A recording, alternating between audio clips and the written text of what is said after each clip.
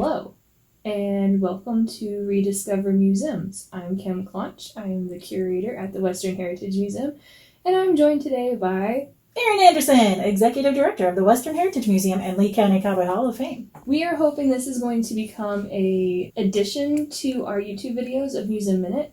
We'll discuss museum things and possibly, maybe one day, hopefully often, New Mexico history, and fall back in love with New Mexico.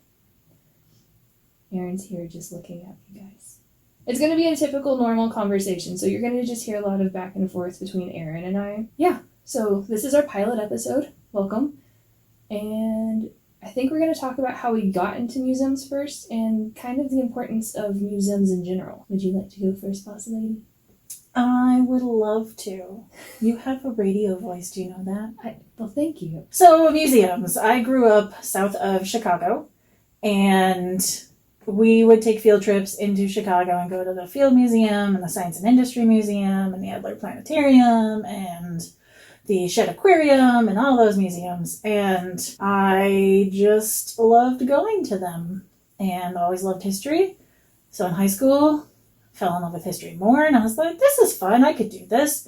Maybe I should do archaeology. No, I don't want to go out and, work in the fields and go dig up stuff. But if I'm in a museum, I then get to work with those artifacts that they dig up.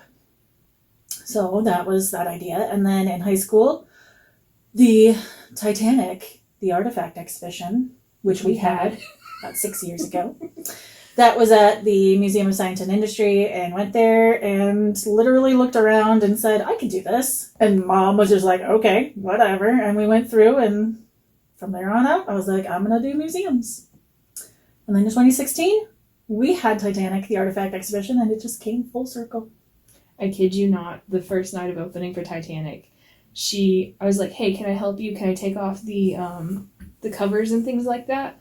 And she's like, no, I got it. And then I was like, okay, but I'm your intern. How can I help you? And she's like, no, I got it. And it wasn't until afterwards. She's like, I'm not trying to be mean to you. It's just, this is a full circle thing for me. This is my baby. I needed the opening night. You can do it the rest of the time while the exhibit's here, but I needed the opening night. And she's like, she wanted to be alone with the exhibit. Like, it was a very intimate thing with her. And it was very interesting. And I actually now understand that moment of, this is my night, let me open my exhibit, and then the rest of the time you can help me out, but let me do this just the opening night. It's really cool.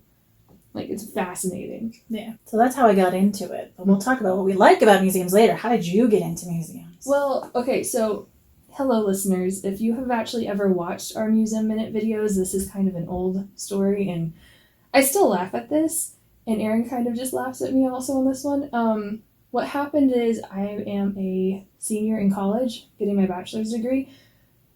3 months before I graduated? Mm-hmm. It was pretty much like the January almost of my graduation. I feel like I started emailing around, and then the only museum ever to email me back was the Western Heritage Museum and Lee County Cowboy Hall of Fame. Still a mouthful.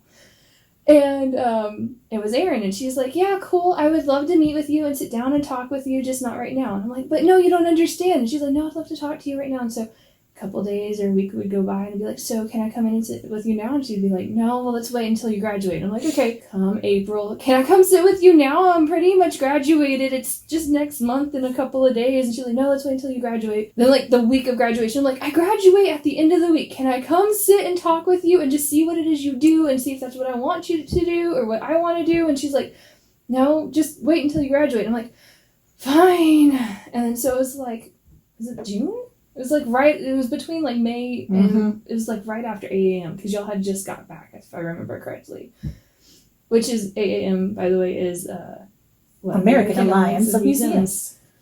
And so we had just gotten back from the conference, and Erin's like, sure, go ahead and come in around to like 5:30 and sit and talk. And so I'm like dressed in interview attire because I'm like, okay, this is my one shot. If I don't have this one shot, I am going to be stuck in retail forever. And so I sit down and talk with her. Mind you, also, the emails are mostly like, hey, I will do anything. I'll sweep, I'll mop, I'll just follow in your footsteps. I will do anything you want. And so finally I sit and talk with her, and she's like, yeah, this is what you would be doing, and you'd probably be shadowing me until you're getting your master's degree, and then you do all this stuff. I'm like, I am down for this. And even there in person, I'm like, hey, I will do whatever you need me to do. If you just need me to stand over you with like a sun thingy, I will do it type of a thing. Which, she's laughing, but there's times that we've sat there in our office and she's been like, I'm burning up, and you just see me take paper and I start fanning her, and she's just like, why? And I'm like, because I'm your intern. So yeah, that's how I got in museums, is I annoyed the snot out of my boss, and she loves me to this day. She did. It's a true story. I make the joke that I am her best and favorite intern. That's why I was the last one. And I say she just ruined it for everybody. It's... So that's how I got into museums. But why did you want to go into museums? Okay, so the reason I wanted to go into museums is I was part of a program called Lead America. And we got to go to Washington, D.C., and we get to sit and work in the government buildings, because I was in the government offices at that time. And we got to go through the Holocaust Museum. By the way, if you've never gone to the Holocaust Museum in Washington, D.C., I recommend it. It'll make you cry. And it's worth it. There's a room full of leather shoes, and on top of all of these blue and black shoes is a white pair of heels. Still to this day, I don't know why the heels are there, but I wanted to be the person to know the story of why the heels were there and to tell the story of why the shoes and the heels were important. And just, that's it. That's why I wanted to go into museums, is I wanted to be the person to tell the story and know the stories so I can sit there and advance things. And then, come Titanic, I was helping give tours, and I have fallen in love with, I'm still not a fan of giving tours, but I've fallen in love with giving tours and seeing people just realizing things are real. Like, that, yes, we have steampunk right now, and it's an idea, but the Victorian times were real. And just watching the kids, as we've been giving tours, just watching them, but their eyes light up and being like, oh my goodness, this actually happened at one point in time in history. The things that they're talking about, and they're telling us these stories. I have fallen in love with telling the stories and then watching people become excited because they realize the stories are real. So that's how I like and got into museums. Kind of crazy. It is. But I think that's a good transition into why we are in museums. True. Because we talked about how we got here and why we got here. I liked history. She fell in love with telling the stories. But what do we like about actually doing it now? So why? What do you like about working in museums now? See? Storm warning. I see that. I really don't edit this part out. Probably won't. We'll edit the radio, but not this one. Yes. Thunderstorm warning. So what do you like about working in museums now? Because you've been in a museum since 2016 with Titanic. So 6 years. And that was when you really first started with me as my intern. Mm-hmm. And so you were an intern, you were sort of curator when I was interim director, and now you are officially curator. So what have you learned that you just love about working here? Because I don't think you want to go anywhere. No, well, I mean... In museums. True. Only museum I'd actually want to go to would probably be the George Lucas Museum. I've told you that multiple times. I would leave you for Star Wars in a heartbeat. But I'd take you with me. Anyways. And I'd be like, I don't know, but I can do the damage report, so I don't know what this is. We'll just switch. You'll be my intern then. There we go. But I honestly enjoy holding and handling history. Again, I love telling the story, so I love doing, whenever we do tours, I enjoy doing the tours, but I enjoy holding the artifacts and then looking them up and being like, unless it's a fork, I am tired of forks. But like, I loved going through all of the Hobbs Army Airfield stuff. Granted, I nerded out with you like almost all the time. It took me longer than it should have to go through that entire box because I was reading every little bit of information and learning all these things about these people who came to Hobbs as part of the Hobbs Army Airfield. So I've enjoyed that part of history. And so I've enjoyed learning about things like that. And so I enjoy holding the artifacts and being able to say, I got to touch and hug a Rodin statue, did you? So, things like that. But she got to touch it because she's the curator. That is. Please do not touch things in a museum unless the curator or the director of the museum is with you. Thank you. And says it's okay. Yes. Nathan Miles. Yeah. What I love, two things. I love seeing the light bulb moments for kids because it just, I don't know, sometimes you just see it click and that makes me happy. But I also love seeing families learning together. when we have family fun days, I love when they come in and all of them are interacting and engaged, and that just makes my heart happy. She'll come up to me and she'll start touching my arm and she'll be like, Kim, and I'll be like, what? And she'll just start pointing. I'm like, okay, I see it. That is adorable. I'm happy with this. It's the sweetest thing in the world. No, it's just fun. It's, I don't know, family moment, learning moment, and that makes me happy. It makes me feel like I'm doing some good in the world. So, it's just all about learning and that idea of learning and how you can broaden your horizons, as we are liking to use that term. You can actually broaden just how you think about museums in general or the people at museums, because I'm pretty sure if you were to sit down with Erin and I, we're just normal, everyday people. Well, I think that's a good thing for this show, too, is what I would like to see, that we're making museums a little less scary, a little less intense, maybe. You go to a museum and, you have to be quiet. It's like a library. And, don't go around yelling, but the museum is a place to have conversations. You're supposed to be talking about the history and just trying to learn what you can. So that's what I'd like to see the show become, is a talking point. Yeah. That was my one thing from the textbooks that I loved the most, is the idea of the museum is for you, the public, to have a conversation with either each other or a staff member at the museum about either controversial things inside the museum so we can educate each other, or just, by no means, I am not a rancher. I have no idea what half of the things in our museum are, but I love when the Cowboys come in. I love standing behind them kind of weirdly and just listening to the stories about, I remember what this is, and I remember using this on the ranch, and I love those stories because that educates me and I'm able to understand more for whenever I'm giving it to her later. I love that idea. I love the idea of, let's talk. Do you not know what steampunk is? Okay, well, then let's discuss steampunk. It's not just a word, it's an idea. So, like Erin's saying, I like the idea of us trying to make museums normal, not so stuffy. So. Mm-hmm. It's that White Tower mentality. It's above me. We shouldn't go, this is a luxury kind of thing. No, it can be fun, and you never know what you're going to find. Exactly. And you never know what cool thing is around the corner. Literally. So, this has been our pilot with Rediscover Museums. This is Erin and Kim. And for you guys to ask us questions and talk to us more, I would suggest probably the museum's Facebook page, or email the museum at themuseum@nmjc.edu. And Erin and I will do our best to either email you back, or if we think it's cool enough, we'll either put it in a Museum Minute, which is our YouTube series, or we'll put it here on the radio and we'll have a discussion. Thanks for listening. Bye. I'm just waving.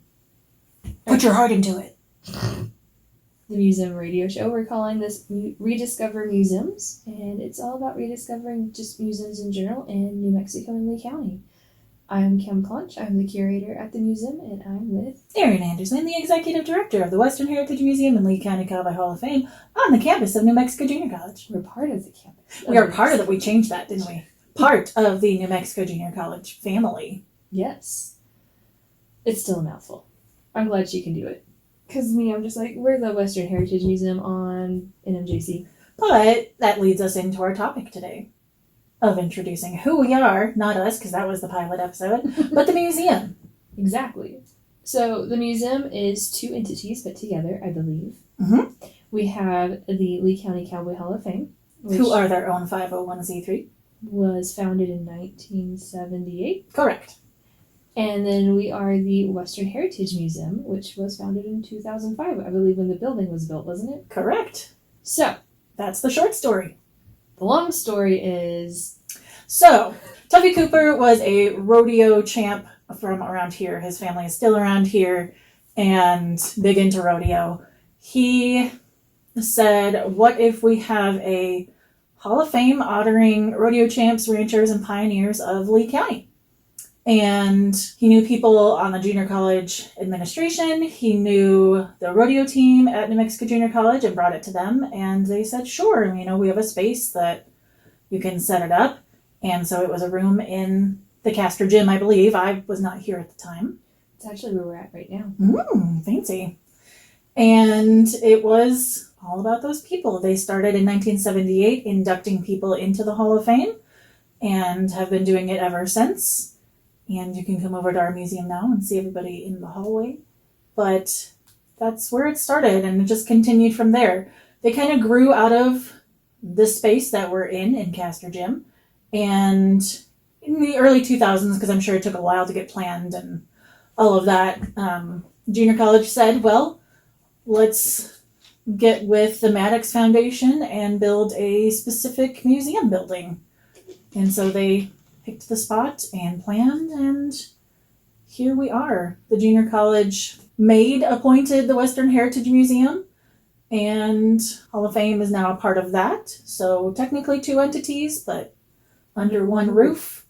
And here we are. So we have, if you come into the museum, you'll go to the left first and say hello to our kiosk staff. And then they will introduce you to the rest of the museum. So as I say, if you go down this hall, this is the Lee County Cowboy Hall of Fame, ranchers, rodeo champs, and pioneers of Lee County. Down to the left in our North Gallery is our Regional History Gallery. And then behind me, again, if you're at the kiosk, is our traveling exhibit space. Which is currently steampunk. Steampunk. Steampunk. And we change that out. It's 3 or 4 times a year. It just depends. Next year is probably going to be more like 3 times a year. Mm-hmm. But we always, there's something new. Just come back every few months and you never know. Well, you do know because it's on our website. But hey, but the more you come back, the more you actually learn about things. You do. And if you become a museum member, you get in for free every time you come back. Exactly, which means you can use your membership. If we were doing this today as of May 10th and you got your membership today, from now of May 10th of 2022 up until May 10th of 2023, you would be able to visit the museum as often as you like, and you get certain discounts off in the museum store, discounts on rentals. You get a whole bunch of things with a museum membership. And what exhibits would you get to see between now and then, Kim? Well, between now and of this year and May of next year, you get to see the ending of Steampunk, which leaves June 5th of 2022. You also get to see A Colorful Dream, a fun exploration I Spy art photo show through rainbows. You also get to see White Sands from Craig Varjabidian. Mm-hmm. We are also going to partner this fall with our former boss, Dr. Daryl Beecham. Yeah. At the Museum of Western Art in Kerrville, Texas. We're going to go, he's going to loan us some art, and we're going to have a Western art show. At the same time, we're having Snoopy soars with NASA, Snoopy to the moon. That is a mouthful, too. It's like a tongue twister. And then we have our normal Christmas, where you can come see Bonnie Moran's Christmas show, or her Christmas Village. Her Christmas Village, and all of the trees. And then after Christmas, when we come back next spring, our spring exhibit is The Amazing Pollinators, a wonderful interactive maze where you can either be a bat, a bee, a fly, and I think a beetle, and you get to play a video game in your, well, not a video game, but it's a game in the maze, and seeing if you're a good pollinator or a bad pollinator. Yeah, it's kind of like a live action video game. Yeah, you're trying to pollinate and not die. Well, that's deep. I feel like that's just life in general. But yes, we've got all of that. Plus you have the Hall of Fame, which every year gets new inductees. And you have our regional history, which, I mean, that's a whole session on itself, I think, because people just don't think there's any history here. But as I talk to Kim, I am not from New Mexico originally. She is falling in love with her state again and the region. And part of that's what we want to talk about in the future. Mm-hmm. But there is a lot of history here. Oh, yes. I mean, we go back... I mean, obviously we've been around the whole time. Well, Hobbs itself goes back to 1907. But we go back before that. Exactly. And, you know, we're a desert right now. Yeah. But during the Ice Age, we were not a desert. No. We were a lush grassland. And then we turned into, well, you're saying the Ice Age. And so if you go back even farther, we were the shallow part of the ocean, which where if you were just walking down from the beach into the water, we were just that little bit where you'd be walking off at. So if you wondered why we don't find dinosaurs down here, because we were in ocean. The only dinosaurs we do have is mostly ocean animals. So, like your ammonites and things like that. Yeah. But all that history just is a lot. Even with the mammoths, we had natives here who were hunting the mammoths. Mm-hmm. Just a couple hours north of us, we've got the Clovis people who were a special, they made a special point. And you can actually go up there to the Blackwater Draw Museum and see that. That led to... And then you have the caverns in Carlsbad. Like, there's a whole bunch of history and landmarks just in our area that is very unique and that we like to talk about and we want to talk about. Yeah. And with Erin saying our regional history up in the north, whenever I first came on at the museum as an intern under the Erin Anderson, when I first came on as an intern under her, she gave me this pharmacy cabinet. And she's like, here, research this and do a condition report on it. I still have that on my phone because I did the condition report on my phone. And that is probably my pride and joy. Mm-hmm. I will not disagree there. And that's why I'll look at it and be like, I started here. This is cool. But I learned with that pharmacy cabinet, that was one of the very first traveling doctors in West Texas and Southeast New Mexico. And he was out of Canyon, Texas. And it's cool to know that we have that ties to other places. Like Canyon is a 4-day drive, but back in like 1887, like right after the Civil War is when this guy settled down. That's like a week horse? Yeah. Almost from back, just one way. Yeah. Yeah. So I'm sitting here, I'm like, that is really cool that we have connections to these areas around us. And yes, Erin's making me fall back in love with New Mexico because she's asking questions. So that's kind of what we want to do here too, is we want to let you guys that are local New Mexicans and non-local New Mexicans fall in love with New Mexico. Anyways, going back to our museum now. Distracted. It happens. But we are a lot more than just our exhibits, which that's a lot in itself. And I feel like we bring in some really fun traveling exhibits and different subjects. We like to broaden horizons, if you will. You know, we do rentals. We have rental spaces. Mm-hmm. You can have a banquet or a meeting. Meetings are great in our theater. We have a small conference room space. Banquets are great out in our atrium or on our patio. Yep. And it's just a really nice space for your event. It doesn't matter. We've had showers, wedding showers, and birthday parties. Baby showers. We've had conferences.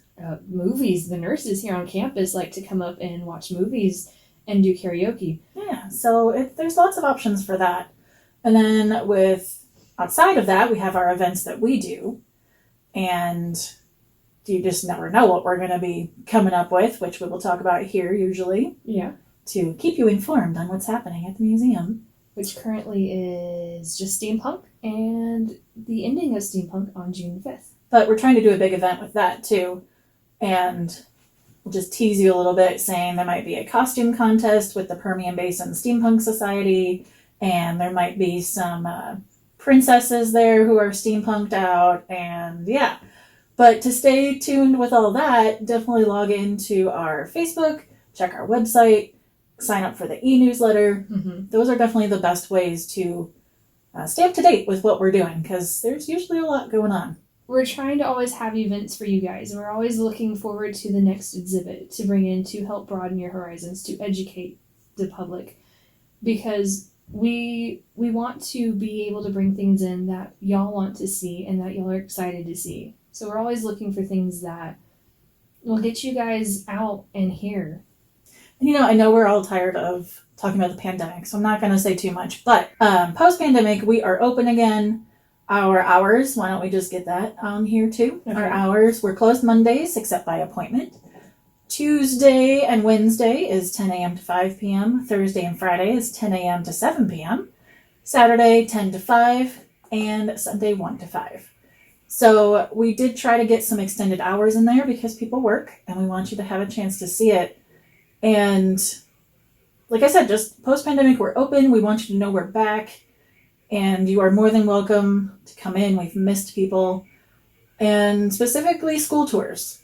With Steampunk, you know, we tried to reach out and say, hey, we're here. We know teachers are super stressed right now and they have their own stuff going on, but we're here. Come see us, come do a field trip, and we look forward to getting back to normal again. And if you have a business or a group that wants to come do a tour, we welcome those too. And we just want to see people back in the building, which they are coming back, which is very nice. Which Erin forgot to discuss about with memberships. There are business memberships at the museum where you can use your corporation, your entire corporation, a business membership. Correct. We may have to do a whole segment on memberships. I don't know. We could. We can discuss it. Because I feel like it's a deal. If you like the museum and you want to come out, membership is the way to go. Well, the best way to support the museum, other than donations straight to the museum, is a museum membership. Also, I have learned a lot, even just you guys watching and listening to our videos or these now radio spots. You're also supporting us by listening to us and asking us questions.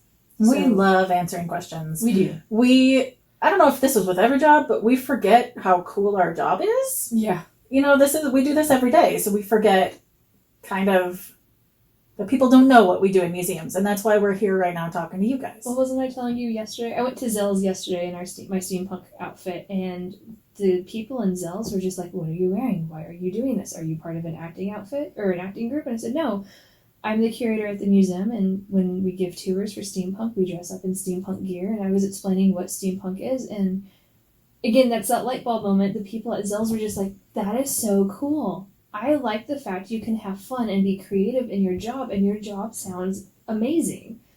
However, it took, 6 years of college to go through and get my degree to do this, but, it's worth it. This is where I say the tassel is worth the hassle. Just location-wise, if you don't know where we are, we are part of New Mexico Junior College, and they are on One Thunderbird Circle. We are kind of up on a hill between the junior college and the hospital, Covenant Hospital now. If you're down on the circle and you're looking at the JC, we're the giant building with the giant blue buffaloes on the side. Yes, the blue buffaloes. If you're out front, you'll see a windmill, real working windmill, a steel oil derrick, and our building looks like the Mesa. So that explains it. I kept trying to figure out what our building looks like. I'm like, is it supposed to represent like the Verde or something? And then now you say that's the cap. Okay, It's the cap. Not Cap, but the Cap Rock. The Cap Rock. The Llano Estacado. I was going with Captain America. Oh, well, I mean, Chris Evans. But that's a whole other subject. Anyways, I want to go back to at least the museum history, because whenever I told Erin where we're sitting was part of the museum, like the original Cowboy, where we're sitting was part of the original Lee County Cowboy Hall of Fame. I have memories of walking through this part of the building, and I tell you this often. I remember the giant stuffed buffalo.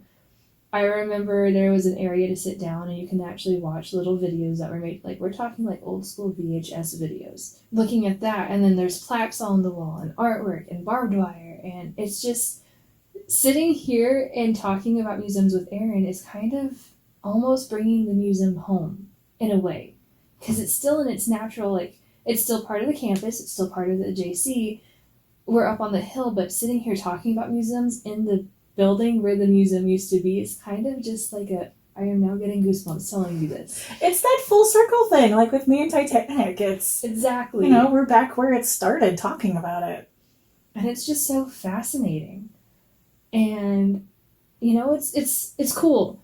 So if you ever are on campus and you are here at Castor, kind of take a moment when you're looking at the gym and just be like, hey, that's the museum. At one point, that was the original museum. But it's neat. It's definitely neat to see where it came from and where it is now and how we've grown. And what it could be in the future. Ooh. There's your whole radio segment. And this one was saying that we hope you'll come and see us. Again, we're open. Our hours you can find on Facebook, on the website, on Google, and we're here. And if you want to know more about Erin and I, we are in every week's Museum Minute at Thursday at 2 p.m. We're talking about either museum-related topics, random New Mexico history, or just something. And we love your questions. We try to do at least viewer questions once a year. We normally do the whole month of September as viewer questions. And so we're excited to hear from you. So give us a watch, give us a listen, and come see us. Yeah. This has been Erin and Kim with Rediscover Museums, and we'll see you next time. Hi, and welcome back to another Rediscover Museums. This is our third one, and we're going to be talking about our traveling exhibit today, or this week, which is steampunk, or Discover Steampunk, a fantastical hands-on adventure. So, we have our producer, Miss Raquel, here, and she's going to be the person asking us questions throughout this, just so we have that non-museum person input, because we know it, but, I mean, you've been to the museum, you've seen the exhibit, but that way we have that interaction. The community voice. There you go, thank you, the community voice. So, I like to tell people when they come to the museum and I'm giving a tour, steampunk is about retrofuturism. What's that?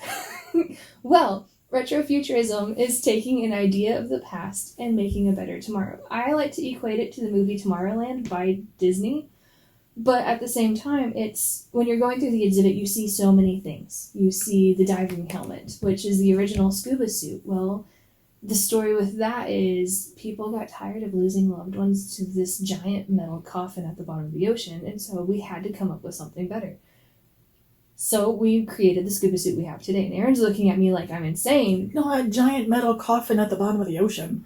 I'm confused. So, because the old diving helmets on the back had two ports, one for your air and one's a cable. They would lower you from a ship. And the stories that, whenever I was researching this, the stories are that people were dying because sharks would go and bite the cables. And so you'd be stuck at the bottom of the ocean because you couldn't swim back up because sometimes you were in a full metal suit. And so it's called the metal coffin. And so they got tired of it, and so they made the scuba suits we have today. So that's the retrofuturism, the old idea of discovering and exploring the ocean with a new modern take. Mm-hmm. Or if you actually want to go to a modern day retrofuturism, Elon Musk and the Tesla car versus the smart car. Smart car came first, Tesla came second, and he built off the smart car idea. It's all that taking a good idea of the past and making a better tomorrow. That's how I explain it. I don't know how Erin explains it. I say that and I've sat and listened to her tour so many times. Anywho's it's. Yeah. So that's steampunk to me, and in the exhibit in a nutshell is retrofuturism. So But what is steampunk? Like, it's an idea. It's a word. The word steampunk actually was not used until 1987 by K.J. His last name was Jeter. And he wrote books that were supposed to be an addition to H.G. Wells' Time Machine. And so it's called the California Trio. He and two other people wrote steampunk as a genre in 1987. So the word steampunk and the idea of steampunk is not really that old. What, 87's 32 years ago? 30 something years ago? What year were you born, Erin? 83. Okay, so it's younger than you. It's less than 40. I'm not good at math. Man. Okay, to clear some other confusing things up, I think as like a community person, a lot of times when I think of museums, I think of like these are the cold hard facts. So steampunk, after hearing you guys talk about it, is not like part of history as a like actual thing that happened. It's an idea, and only an idea. Yeah, it comes after the Victorian Revolution, so the steam era. And so think, weirdly enough, the Victorian Revolution, whenever I think about it, is the Civil War. It's that 18 whatevers. And so it's still not that long ago. It's weird. You think ancient times, right?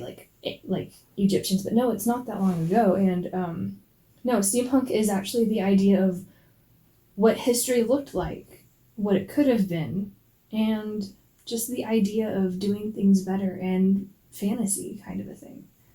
Can you give us some more examples besides the scoop suit? Yeah, well, I mean, we could also say it is a subculture of science fiction, basically. Okay. So it's not an actual time period, but it is based in an actual time period. Yeah. Because what the exhibit is taking is those thinkers, philosophers, authors, inventors of the Victorian times and taking their vision of the future. Because they were thinking of the future. One of my favorites is the switchboard that we have. And they had the switchboard which could, connect you locally to people, early telephone. And the Victorians took the idea and said, well, what if we wanted to connect to the world? And they had the world brain idea. Well, their world brain is our internet. They just didn't have computers and cell phones to do that. But they thought, hey, has to be a way to connect to the world. So that's that example. The other one I like to point out is Jules Verne actually wrote about steampunk. Yep. Jules Verne, the author of 20,000 Leagues Under the Sea, Around the World in 80 Days, he wrote about submarines 25 years before submarines were ever created. Mm-hmm. So most of our ideas that we use in submarines, granted, they were working on them at the time, but he's credited for most companies as the father of submarines because of the Nautilus in 20,000 Leagues Under the Sea. I can talk. I promise people. I am sorry. But he promises, he created it in 25 years before it was ever invented, so he's considered the father of submarines because most of the ideas and inventions inside, when you're reading the book inside the Nautilus, we use those today. It's weird and fascinating all at the same time that this author who knows about maritime but doesn't really know how submarines should work made a submarine before we had submarines. Or I talk about Mary Shelley, who wrote Frankenstein. And now she's a little bit before Victorian time, but they group her in with steampunk. Talk to the kids about Frankenstein, how he was brought to life with electricity, and can that really happen? And they kind of look at me and they no. And a few of them will come up with, but what about those paddles in a hospital? And I was like, that's exactly it. That's taking the idea from Mary Shelley and making it something we use today, defibrillator paddles. Mm-hmm. Oh. Or you have the creator of Kodak, which is George Eastman, I believe that's his name. He's in the exhibit. I just don't talk about him as much. Erin kind of talks about the cameras in her tours, but you have the guy who created Kodak. Well, we all know, our age, I don't know about anyone younger than 25 maybe knows what a Kodak camera is. It's not as big as it used to be. I used to remember we're going to go to Kodak and get a Kodak camera. I don't know if it's talked about as much. But he's the creator of Kodak, so cameras have evolved, but without him sleeping in a suit in his kitchen, trying to figure out how to make film better, we wouldn't have cameras like we have them today. I know Erin also talks about the telegraph machine, about being the original text message. Okay, but that's my favorite because we have a little video and I show kids several of the videos and it's about the automobile and we talk about how there weren't traffic lights and, traffic control and they're like, that's scary. And I'm like, I know.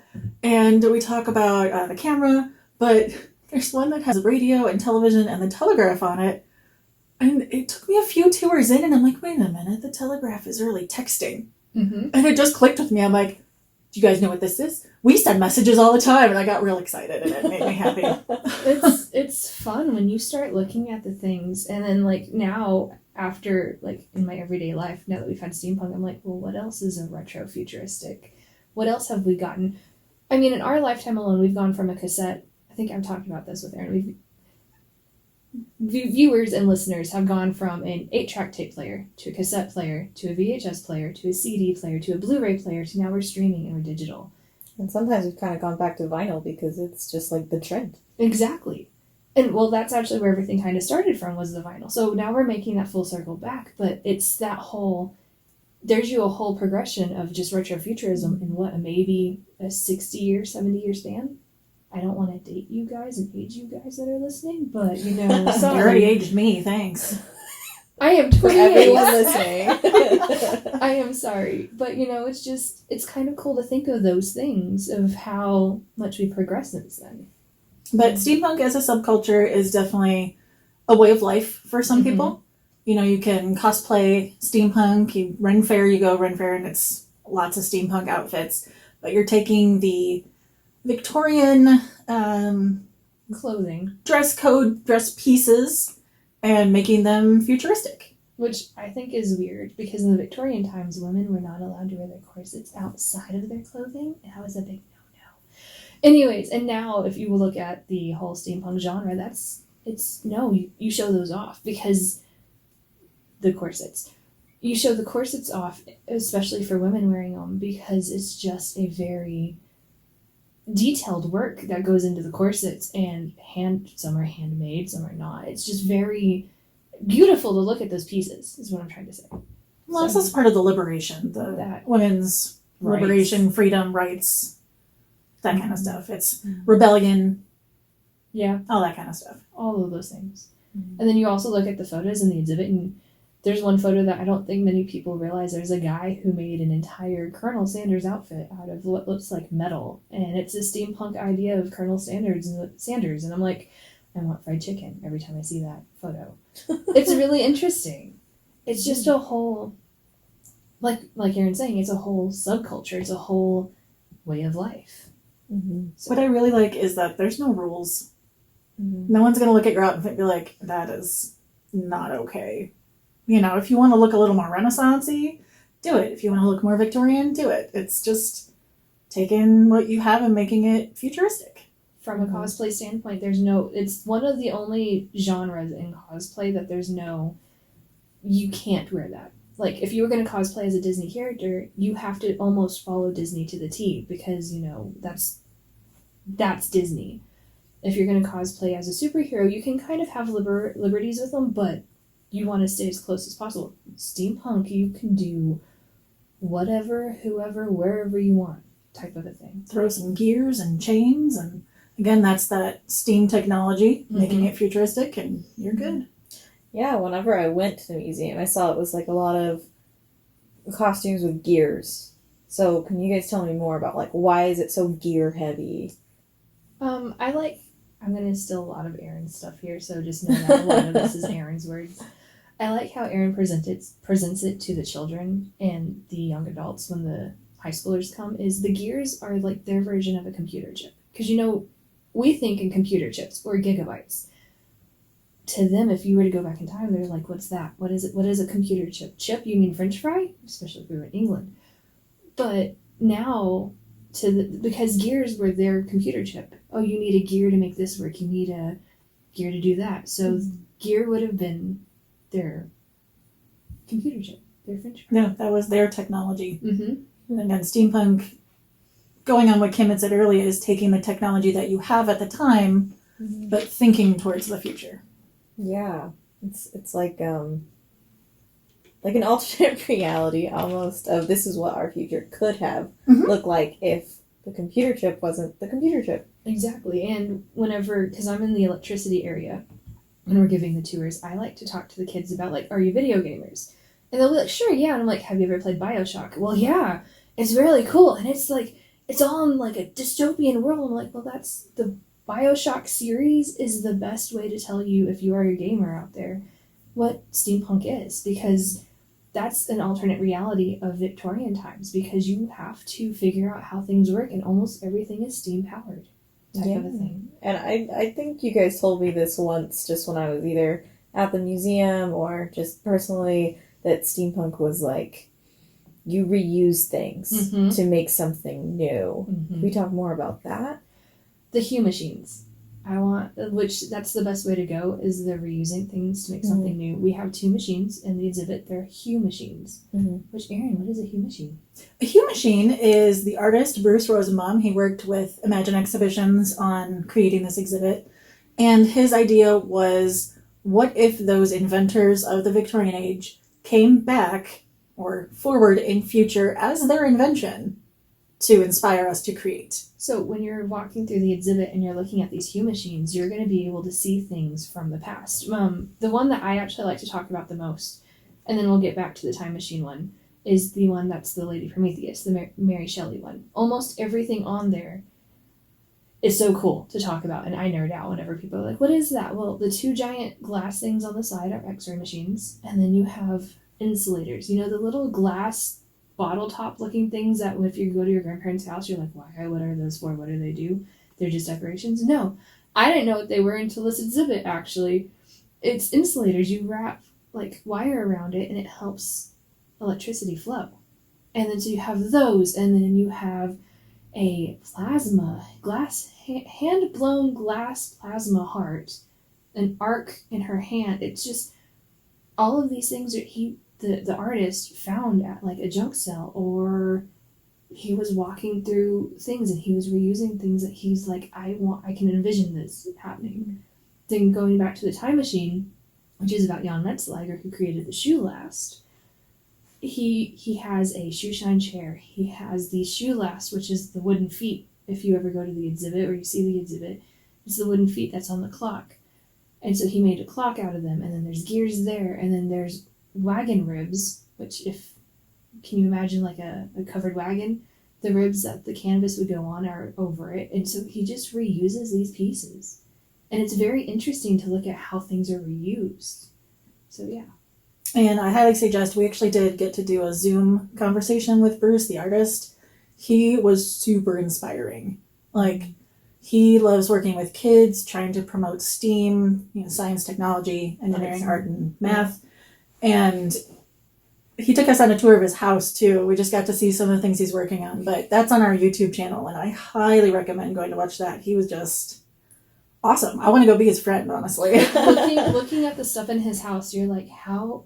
Like, I kept telling Erin, I'm like, how am I not this creative? How is he this creative? How do you just, like, walk through what's the word? Antique store and just, okay, I want to use your water bottle, I want to use your microphone, your glasses, and that pen, and I can make a globe.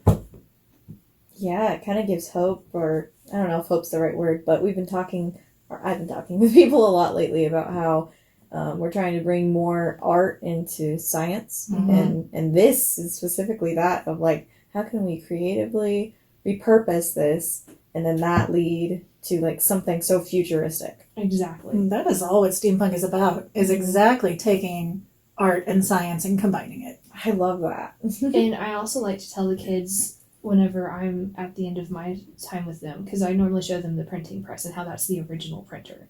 Because how we think of printers today is, we can just, press a button and things printing. Well, the printing press took up to a month for one paper, sometimes, depending on where you're at in the nation.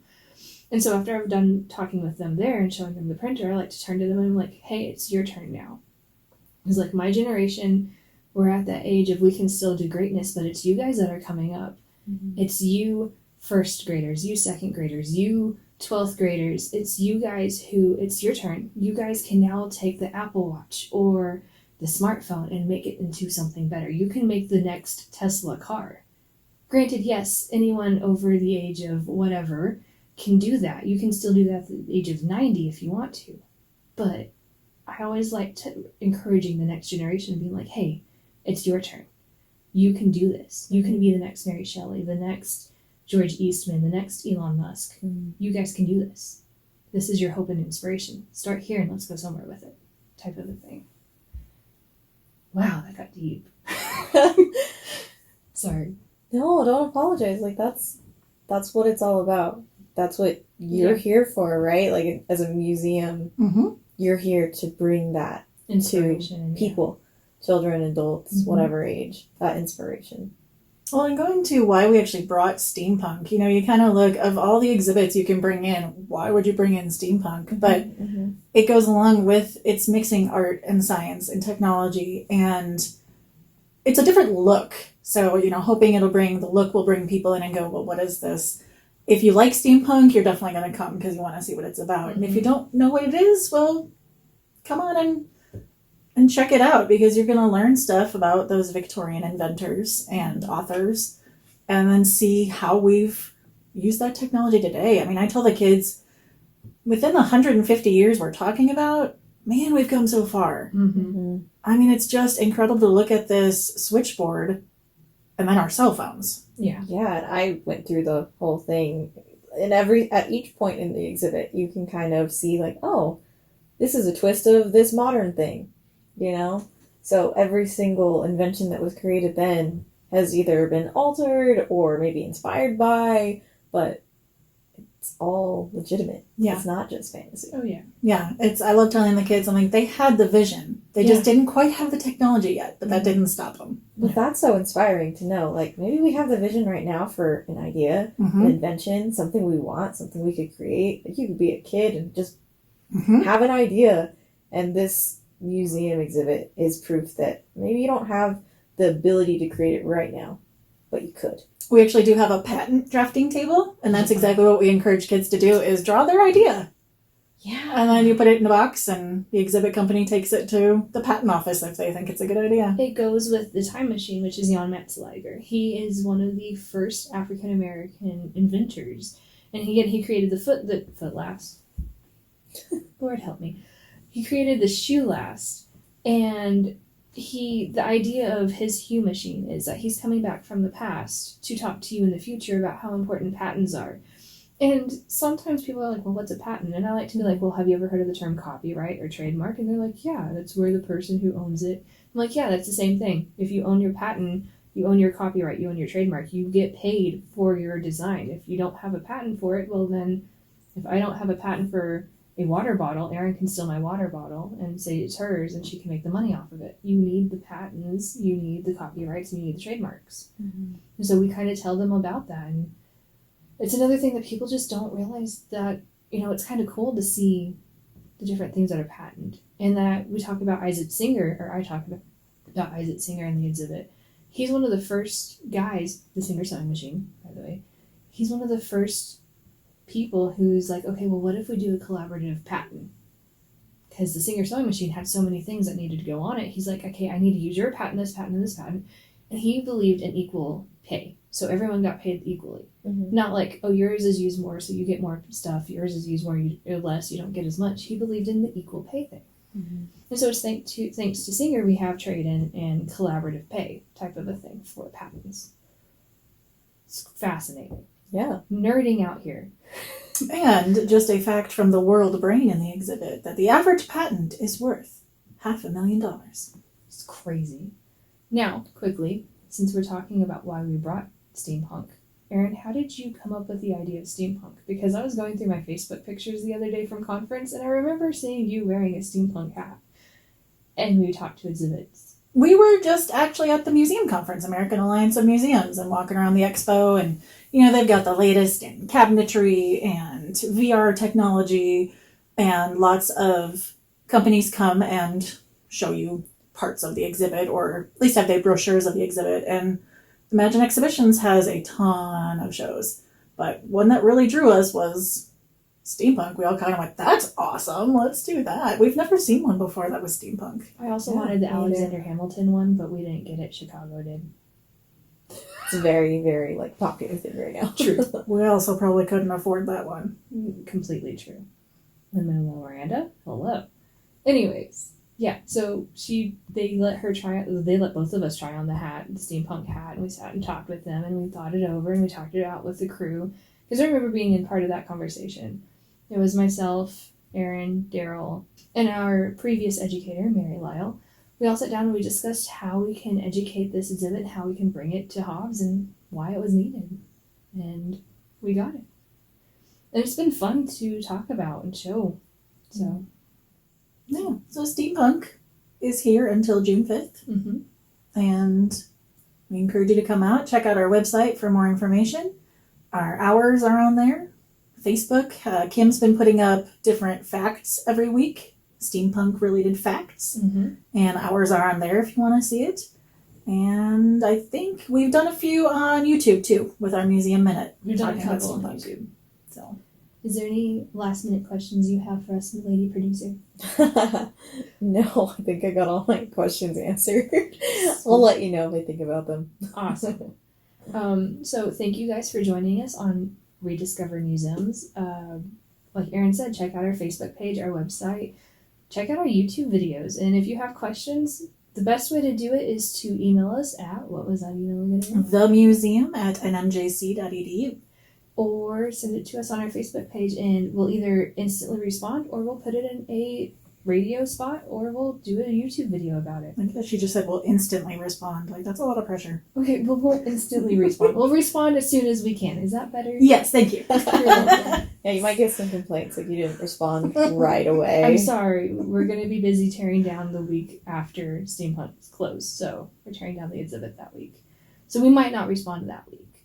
But join us again next time, and we look forward to hearing your comments and questions. Bye, guys!